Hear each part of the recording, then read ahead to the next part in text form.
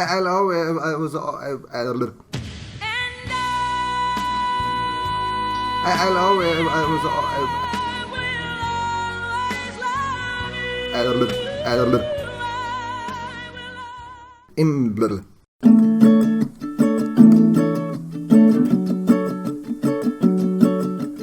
Two friends having a round of tea on Tuesday night at 7:30. Let's talk about anything that's under the sun, whether we're sad and lonely or just wanna have fun. Come on now, let's join the conversation. Come on now, let's join the conversation. Hello listeners, you're listening to 18 Minutes with Satyal and Silwal. I'm Satyal. And I'm Silwal, and we are a weekly podcast from the Himalayas. When it's a Tuesday and it's 7:30, you know it's time for perspectives, conversations and stories. Welcome to another episode of 18 Minutes with Satyal and Silwal. Woo-hoo-hoo. We're trying to gather as much as energy we can in this episode. Now, Satya, what is this episode all about? Because you've got me excited. Yeah, this episode is an exam for you. Wow. It's about- I am suddenly disinterested now. I was so pumped up for a good episode, and now you're like exams. So I'll just run you down through 10 dimensions through which you can simplify your life. Okay. Because I go around Instagram and social media and we see a lot of people sharing these preachy quotes about how life should be simple and everything, but then in reality it's contradictory. So let's just talk about 10 dimensions, and this we've borrowed from becomingminimalist.com. If you're interested to find this full article, you can go there and check this out. But then We've done the hard work for you. So. Yeah, we've done that, and then I'll just run you down through each and every one of them, and then I want to hear your take on it, and just rate yourself out of 10 how well you're doing on every dimension. All right. So the first one. So this is about simplifying your life, and the first thing, according to this article. Sir. One being the worst and 10 being the best. Yeah. Okay. Yes, sir. Thank you, sir. If you think your life is simple on that dimension, give it a 10. If you think it's very bad, give it a sir, minus 5. do we have decimals? 6.9, 6.5? You're bad with math, son. Otherwise, we would have it. You'd get confused yourself, so I don't want you to do that. Okay, the first one is your possessions. Now, the idea is the more possessions we hold, if you've listened to the episode we did on minimalism, it tends to take away a lot of your energy and thought process. You'll have to think a lot about your possessions. So if you're constantly chasing a lot of possessions, it's not going to simplify your life. How would you rate yourself in terms of possessions? 8. I don't hold a lot of possessions. The only things that I hold that I can definitely call myself is my laptop, my phone, and my bike. Those are the 3 things that I actually hold and take care of. Other than that, everything else, I just get by with it. I don't want a lot of things. A lot of people want new cameras, new phones. I'm happy with my phone. I'm happy with my bike. And yeah, can you explain? Have you felt that this particular way with which you view materialistic possessions has eased your life? A lot. Like, I don't have to think about a lot of things. So imagine wearing an expensive watch. Expensive. So expensive. Much wow. Now, expensive watch, you'll have to take care of it. You'll be always worried about where you are headed towards. Now, imagine going to a swimming pool. And just jumping in when you see the pool. Now, if I have something else, a necklace or a bracelet or an expensive watch, I'll have to be mindful of it. And possessions, not having a lot of possessions just eases my mind. I don't have to think about it if I don't have it. And I don't want new things as well. Mm-hmm. So one suggestion that I can give people is, if you feel that you're guilty of hoarding a lot of possessions, or you always feel that urge to buy new things, just let that urge surf. It's called urge surfing. So if you just sit with yourself and just stay for a while, don't act on that impulse, chances are that the impulse to buy it is likely to go away. And then if you buy a new clothes, just give one away to somebody who needs it. That's a good way of maintaining Give that it to Silwal. Sorry? Give it to Silwal. Watch it before you give that though. Okay, number 2, your time commitments. So this means the ability to say no, letting go of the need to be busy, because right now in this modern world, being busy has been the new cool. If you're not busy enough, then you're not cool enough, or you're not doing great in life, you're not getting ahead, is the notion. Bro, how would you go with that? Bro, I work for 15 hours a week. So I suddenly remember that, yes. So this says you should actually be happy. Now, do you think that has made your life simple? Now, having said that, I am busy in the sense that when I am working, it takes a lot of my time. But I have a very negative habit in the sense that I cannot say no. So not in terms of work, because when it's work I can easily procrastinate and be like, yes, I will do it, but I don't. But it's usually someone saying, do you want to hang out? And I'll be like, okay. And then I have to do it, and I think I've been realizing that I do it a lot more than I used to before. Right. And I just like, okay, let's do it, and I don't want to hurt other people's feelings, and I'm like, okay, I'll do it. And I think I'd give myself a 4 for this, because my time commitments are, I know I've reflected on it, it's not on the right things. A lot of times we should actually do an episode on how to say no. That would be fun. I would be happy to do it. I think that's our next episode, or a backup episode. Okay. So apart from not being able to say no, do you feel that need to be busy? Because like you talked about how just working for 15 hours kind of bothered you, because you looked around and saw that everyone else was showing that they were busy. Now, I think there's a difference between being busy and being actually busy. Now, for me... being productive. Being productive. Now, sometimes when I am free, where I have nothing to do, no books to read, no work to do, I am afraid that I'm not being as productive as someone else, and that haunts me, and I'm like, okay, I need to do something. But then I'm procrastinating in doing something as well. So I just tend off and do something else which is not as productive. But I do not really want to see myself as being busy. Okay. So that you give yourself a 4 on that. Yeah. I still do give. I am bad at saying no. Now, number 3 is your goals. Now, what this means is, the suggestion is to keep your overall goals, life goals, to 1 or 2 things only. Because the more goals you set, then the more... you'll have to be more busy, you'll have to spend time, you'll spread yourself too thin. That's the logic with this one. How would you rate yourself? Don't tell me you don't have any goals. No. But then it's okay if that's the case. For someone as confused as I am, I don't necessarily have a lot of goals, but I just have a few personal goals that I keep in my head and I don't necessarily share it out. Okay. So... but I'm not usually heading towards that direction as well. Mm-hmm. So the time commitment thing that you talked about, I have my goals, but I'm not actually heading towards that. So 1 or 2 goals, not a lot of goals. I am as easy as it comes. I'll go with the flow. If you've seen how I function, I am a lot of times like a river. I don't know where I head. Just relating this with time commitments and being able to say no, I personally feel like I am in a much better position to say no than you are, than what you explained. Yes. Because for me, I have set my goal, and that is professionally to help people express themselves better. So whatever I do, the writing, the podcasting, and the mentoring all fall in that bracket. Mm-hmm. So if there's something apart from that, then I will tend to say no, because it doesn't really fall into my goals. So, but then you said that you're exploring. So in that sense, maybe it makes sense for you to... Exploring could be your goal, yes. Then that makes sense. How do you rate yourself on this one? An 8. I am pretty good at not having a lot of goals. Okay. Specific few goals, which I am sometimes not tending towards, but I am at the end of the day heading towards it. Okay. Number 4. Now, your negative thoughts.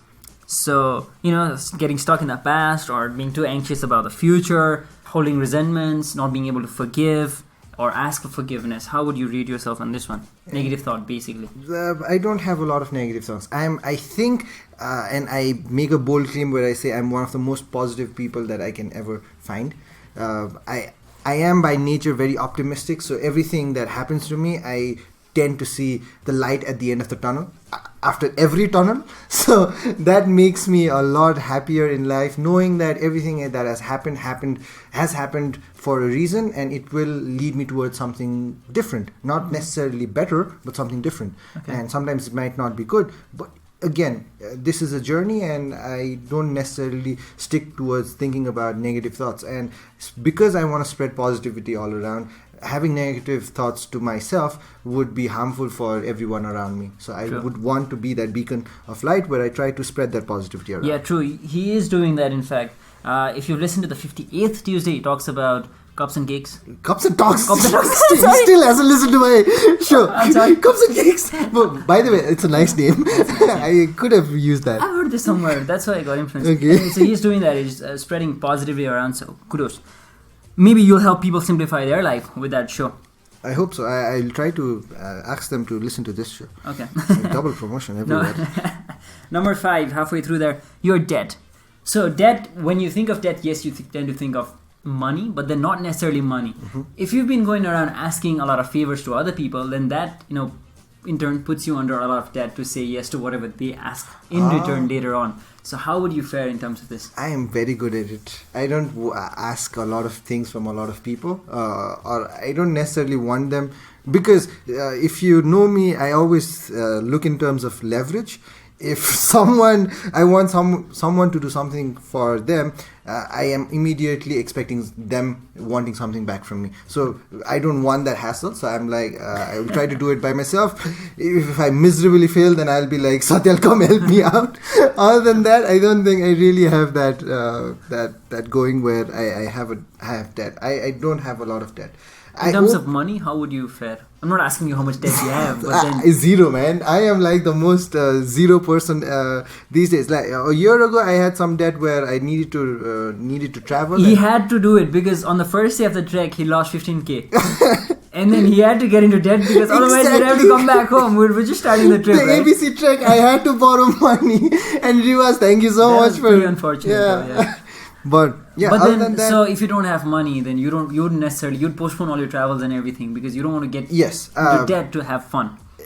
Because I would want to have fun without having any burden in my mind. If I go somewhere and I'm like, I cannot spend this much. If I spend this much, X amount of money is gone and I have to pay this guy interest and a lot of things happening. So okay, so number 6 is your words. So this means being impeccable with your words, the 4 agreements if you've already listened to it, avoiding gossip, not speaking ill of others, and not lying basically, because then you'd have to remember all the lies that you've said, and then not if people the ones that know me, they tell me that I'm a very bad liar. Like if I lie, it's right in my face, and then they're like, don't bullshit. All right. Okay. So I have tried giving up trying to lie, and it just makes my life easier where I'm like, damn, you've caught me when I'm lying. Right. And being impeccable with my words, I'd give myself a 6 because I say a lot of things, but I don't necessarily do it. It's very easy to give advice to people, but follow it's a different ball game. So yeah, I need to improve on that, and I know that I have to improve on that. Okay. Number 7. Your artificial ingredients. So this basically means if you're going out a lot, eating a lot of outside food, then you're spending a lot of money. At the same time, you're affecting your health in the long run. So the answer is pizza. The answer is pizza. Now I love pizza. Now for me, how I see life and everything is, I can live in the spiritual world and I can live in the materialistic world. I should not be defined by a set of rules someone else talks about, minimalism or simplicity. Or, you don't want to skew towards a certain extreme. Yeah, I am going to be as spiritual and I'm going to be as minimalistic as possible. But if I see pizza or ice cream, I'm going to be like, fuck that shit. I want some, and I would, if it makes me happy, why shouldn't I do it? And a lot of times people get confused with minimalism, where they don't. Still haven't learned that. Yes, I still haven't learned it. Go check out Satyal's class where he took on minimalism, and I'm still trying. 30-second. Yeah. Now, you've talked about, that's the thing that I learned. Minimalism is not about just holding less possessions. It's about what makes you happy. And identifying what's important to you. And for me, pizza and good food, good friends, good company is something that I would enjoy. And I would not necessarily back out from it just because I'm adding to that. But yeah, pizza. That's my guilty pleasure. So okay. I will never say no to pizza. Number 8, your screen time. So spending a lot of time on social media or in your gadget, seeing the world through your social media and not through your eyes. Are you guilty? How would you rate yourself? Guilty as charged. Guilty as charged, my lord. Now, not necessarily my laptop, but my phone. I use my phone a lot these days, and not necessarily doing productive things, but just going out and just talking to a lot of people on social media, and then I don't talk to them on real life, and they're like, what the fuck, man, what is wrong with you? Right. I'm like, social media happened. Yes.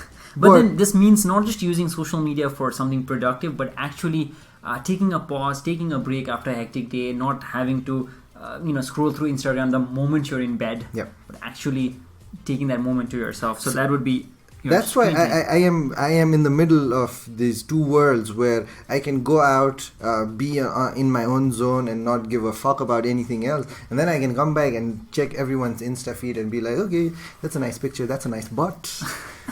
Okay, hold it right there.